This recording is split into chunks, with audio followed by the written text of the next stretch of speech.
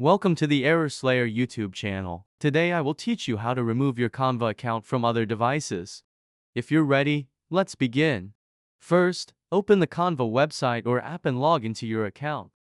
Then click on your profile picture in the bottom left corner. Open the Settings tab. Then click the Login tab from the menu on the left. Scroll down and click the Sign Out from All Devices button. It says you'll lose your project if you haven't saved it on another device where your account is open. If this is the case, please save your unsaved projects on other devices where your account is logged in. Finally, click the Sign Out button.